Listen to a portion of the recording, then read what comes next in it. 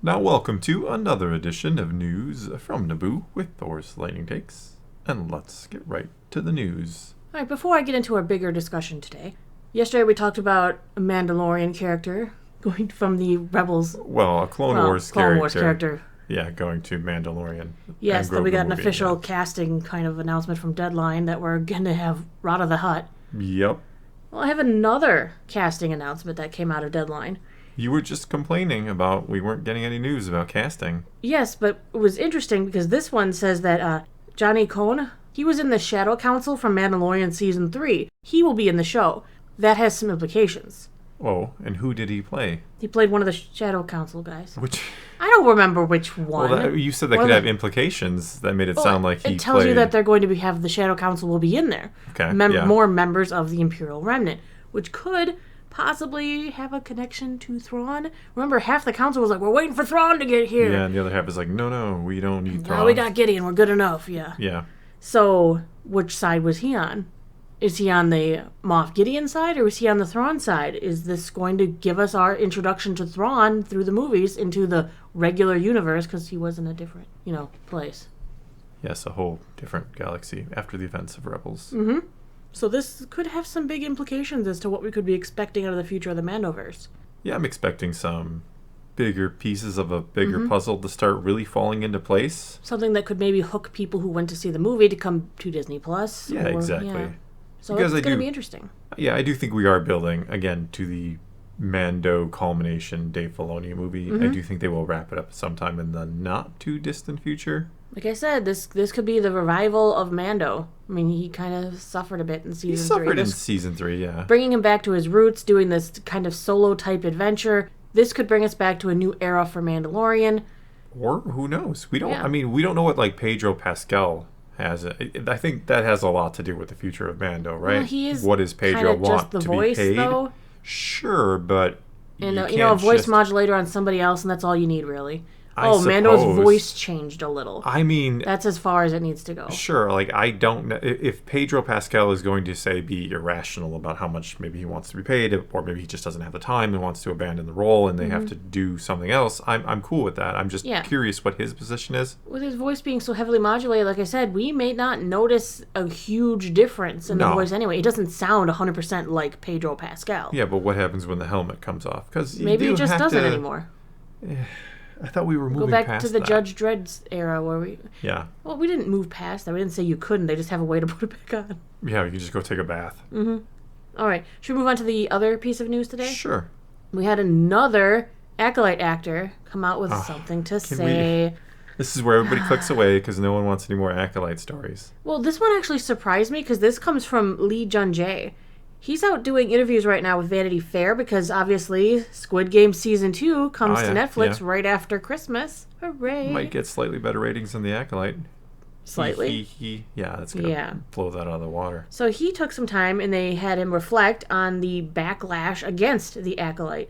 And, he apparently kind of found some of those racist comments to be a little off-putting, to say the least. Racist comments should always be off-putting, but which ones is he talking when he felt towards more him? Sorry for Leslie Headland than for anyone else. Because, it was her baby here. Well, because, anything insulting her creation, I guess, would be hurt. Well, sure. I'm not saying it doesn't suck to be Leslie Headland and have people hate your show, or anybody who creates something and have people not like it and trash it. Mm-hmm. That's part of putting something out there that you've created, that people might reject it. Mm-hmm. Well, he said specifically, my feelings were hurt, especially for Leslie Headland. Her feelings must have hurt a lot. I could only have faith that racism will end someday, even though it's going to be hard. But what's funny is he didn't get racist comments. He's commenting on racist comments he heard about other cast members, even though he is also not white, which means... White. Again, it shows he was a good actor. Everyone who watched The Acolyte, a lot of them said, I don't like the show, but you know what? Jung-jae, he's doing an excellent job. Yeah, Manny Giacchino also did an excellent job. Yeah, I thought it's kind of showing us that, well, it shows you that it's not about what race you are. It's about the character. The character, the quality of your work as well. I had nothing bad to say about Moses Ingram. From Riva? She had a hard time, I think, because she was acting through a role that wasn't well written. Wasn't no. I mean, that is the biggest factor a lot of the time is how good of a role is it? How good did they do writing it? It's not necessarily. I mean, it can be the actor's fault, right? The actor can suck at their job sometimes, sure, but a lot of the time it's the writing. Yeah, I honestly thought that Amidala Stenberg didn't really have the acting chops for the role she was assigned. I mean, her role could have been very well acted and would have elevated the show. But I felt like either side of the character, no matter which one she was playing, felt really off-putting and wooden, and I just don't think it felt right. It was hard. Like, if you didn't know which one was which, and you were, I mean, I guess we know why Soul was so fooled, because it was the same character. But sure, she didn't really do a great job either. I don't think so either as an actor. But the problem with the May Osha thing is, like, if you didn't explicitly know which one you were seeing, there was nothing about them that really gave it away. They kind of felt very similar. I do believe she kind of had a wooden performance, that there just wasn't enough of anything in either portrayal. Don't forget, Brie Larson suffered that exact same criticism for Captain Marvel, as people found her performance wooden. Yeah. And she was white. Well, sure. I know, I'm just saying, it's not always about the race. Sometimes it's about the quality of performance or the writing of the piece, or even the directing. The big one I always go back to is Hayden Christensen got crapped on during the prequels. He's a young white man. I mean... Well, continuing on then with the article... Lee did say he hopes for the future of the Acolyte, not as in making another season, but he says, for some work, it takes time to gain traction, and I have strong hopes that people will like it as time passes. I mean, that did kind of improve the outlook on the prequels. Well, they struggled a bit at the beginning, didn't they? Well, sure, but I think what happens when something is passionately hated is the passionate hate dies down. Not that you like it anymore, but you're not so angry at it, right? You get angry, you calm down a little bit, you still don't like it, but you're not going to be making videos 5 years from now trashing the Acolyte. No. Now, the people who liked it might still be out there vocalizing their opinions and how much they enjoyed it. So it makes it seem like the hate has gone away, when in reality, the haters, if you want to call them that, they've moved on to the next thing. They've moved, in some cases, that's just, the grift, or whatever you want to call it. Sure, there are people who will do that. But in a lot of cases, like the prequels, like if you hated those movies 20 years ago, I highly doubt you're out there today making videos or commenting on videos or bashing people who liked them. You just kind of moved on and you let it go. Well, and some things do have a tendency to improve if the work around them is elevated. There's, of course, the case that the Clone Wars elevated the prequels, which I kind of think it did. Maybe to a degree, I think it assisted in a good amount. For some people, I think it helped a little bit. I don't know if it, saved the prequels. I personally feel, and you don't have to agree, but I personally feel the prequels are fine on their own. They're not perfect, but they're good films, and they have a great message and a great story, and they fit in with the original trilogy.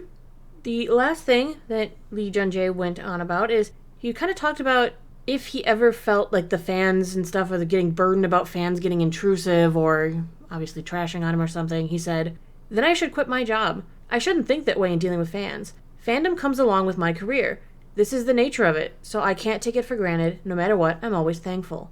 Now that is an excellent quote, because I agree. Like, if you want to have the fame and make the money and be in these franchises and reap the rewards, you do have to pay attention to the people who make that all possible, which are the fans. And he's right. If you do, as an actor, start feeling burdened by what the fans are saying and you're really letting it get to you that much, then maybe you should stop. Or maybe if it's affecting you personally that badly that you can't get over what Johnny somebody on the internet said, maybe it is time for you to step away and evaluate what you're doing. Because you want to be happy. And if you're getting stuck with this negative feeling or this horrible feelings because of these posts, then it's for your own well-being. Yeah, and that's not to give fans immunity from anything they ever have done or said, that you should just be hitting personal notes. No, you shouldn't just be having to take whatever they say. I mean, yes, do they have the right to say it if it isn't threatening? Sure, in theory, but at the same time, that doesn't mean that fans should just bash the hell out of actors, writers, or whatever it might be, just incessantly. Let's move on to the Advent calendar for today. Oh, yes. I almost forgot. Yes, today, the 11th, we opened up a Venator. That's about all I got to say about it. Every time it's not a minifig, you're disappointed, I feel. Well, maybe I want more walkers. We got the one AT in. Maybe I'd like a little mini chicken walker. I don't even know if they've made one of those. Yeah, who knows? Maybe there's one in there. I mean, it's like Hoth-themed, right? It looks Hoth-themed. The box is definitely Hoth-themed, but maybe do they use that for every Christmas is Hoth? Probably. I don't know. I don't remember. I've only ever opened one of these for Star Wars before, and I'm worried I'm going to get a repeat minifigure because on the box they show a picture of a little land speeder, and the last one of these I build had a little land speeder. Yeah. I'm concerned. I don't want another little land speeder. All right, well, I think that is going to be all we got for you this time. Now it is your turn. Take to the comments below. Tell us what you think about any and all of today's news, and let's talk some Star Wars. And so, until next time, thanks for watching.